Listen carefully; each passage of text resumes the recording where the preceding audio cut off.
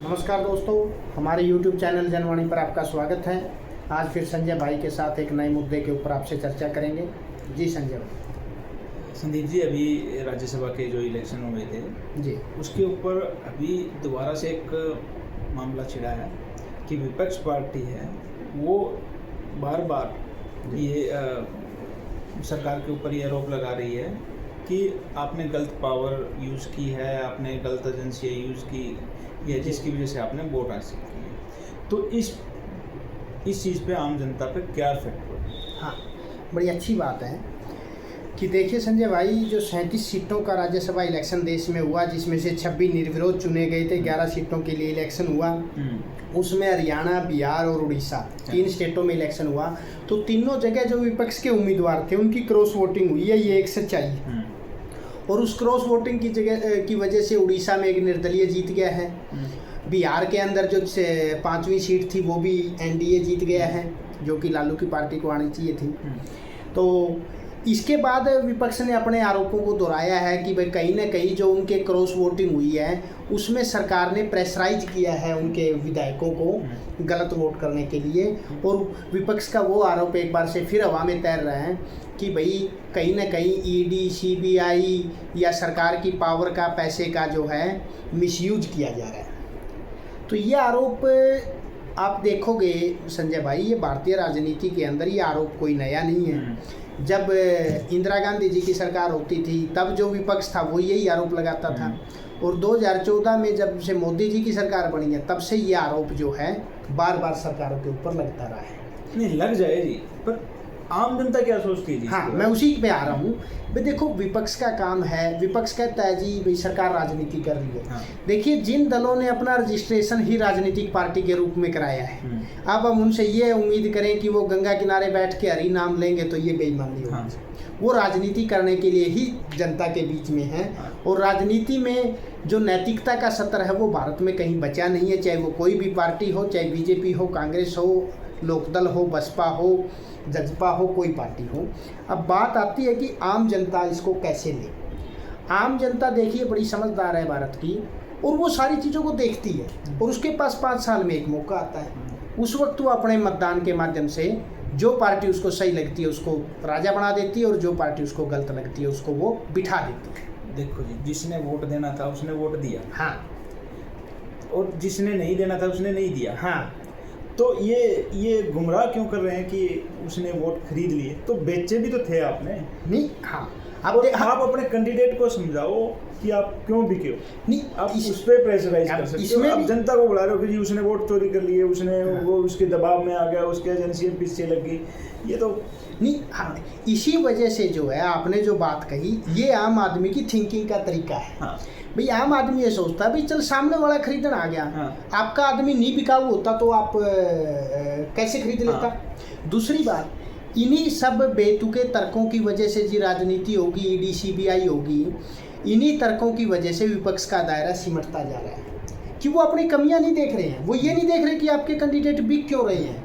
ऐसी क्या वजह है कि आपका कैंडिडेट जिसको आपने टिकट दिया, जिसको आपने विधायक बनाया, वो आपसे दूर क्यों हो रहा है, वो सामने वाले से क्यों मिल रहा है। तो ये कमी एनालाइज करने की बजाय वो सामने वाले पे दोष लगा रहे हैं, इसीलिए वो पार्टियां सिकुड़ती जा रही हैं। और दूसरी बात, जो ये कह देते हैं जी ईडी सीबीआई, जो एक आरोप लगता है, अब ये बताओ 1975 में जब इमरजेंसी लगी थी इंदिरा गांधी के टाइम पे, उससे ज़्यादा सख्ताई तो कभी नहीं हुई। थानों के अंदर पलाश से नाखून खींच लिए गए थे, पूरे देश को जेल खाना बना दिया गया था, समाचार माध्यमों पर प्रतिबंध था।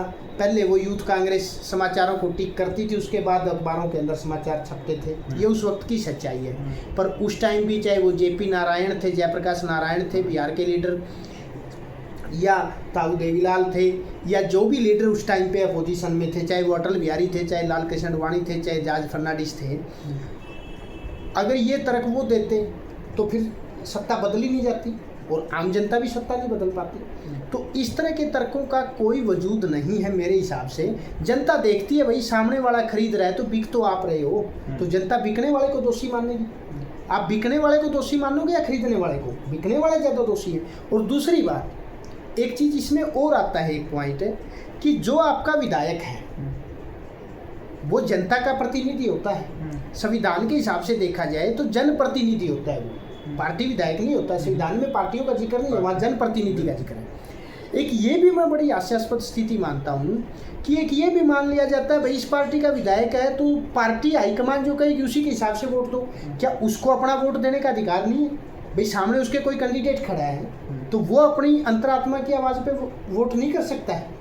ये भी एक सोचने की बात है। भाई जब एक आम मतदाता कोई अधिकार है, अब हमें कई बार ऐसा होता है कि राज्य और केंद्र के इलेक्शन एक जगह एक साथ होते हैं, तो लोग जो है राज्य में किसी पार्टी को वोट कर देते हैं और केंद्र में किसी पार्टी को वोट कर देते हैं। तो ये हमारे विधायकों पर भी तो लागू होता है कि उनको लगता हो कि भाई सामने वाला कैंडिडेट हमारे अधिकारों के लिए अच्छा रहेगा तो वो उसको वोट कर सकते हैं। ये भी एक बड़ा सोचने की बात है जो पार्टियां क्रॉस वोटिंग के नाम पे विधायकों को गुलाम बनाना चाहती है।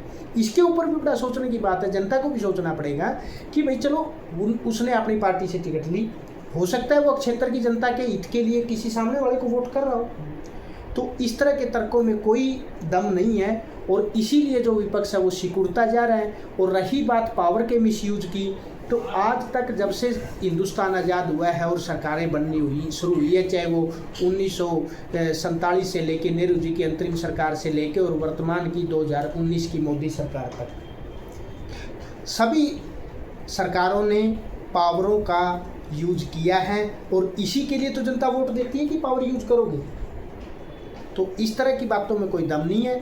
विधायकों को भी आज़ादी होनी चाहिए अंतरात्मा की आवाज़ पर वोट देने की, और पार्टियों को अपनी कमियों को एनालाइज करना चाहिए। नहीं होनी तो चाहिए, बट जो विपक्ष पार्टी है हाँ, उसको ये सवाल जवाब क्रॉस वोटिंग पे अभी ये मुद्दे उठाने चाहिए उनको। बिल्कुल नहीं उठाने चाहिए।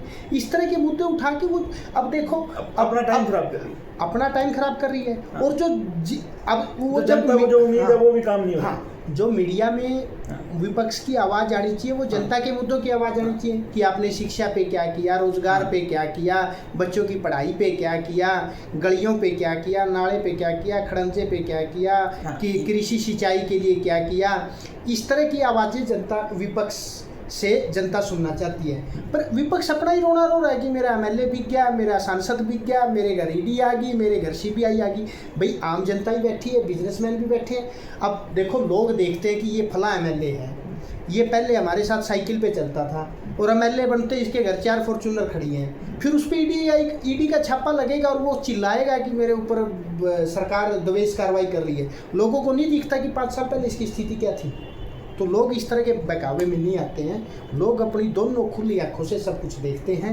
तो विपक्ष को इस विलाप को बंद करके जनता के मुद्दों को उठाना चाहिए ताकि जनता उनके साथ जुड़े और एक स्वस्थ राजनीति की शुरुआत हो। धन्यवाद।